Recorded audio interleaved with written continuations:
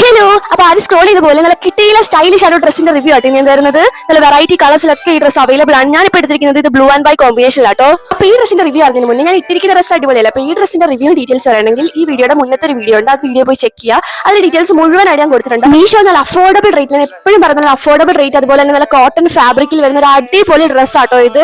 Cotton fabric ആയതുകൊണ്ട് തന്നെ നമുക്ക് ഡെയിലി വെയർ ആയിട്ടൊക്കെ യൂസ് ചെയ്യാം. അപ്പൊ കോളേജൊക്കെ തുറക്കുക, കോളേജിലൊക്കെ ഇടാൻ പറ്റുന്ന ഒരു അടിപൊളി ഡ്രസ്സാണ്. ഞാനിപ്പോൾ എടുത്തിരിക്കുന്നത് മീഡിയം സൈസ് ആണ്.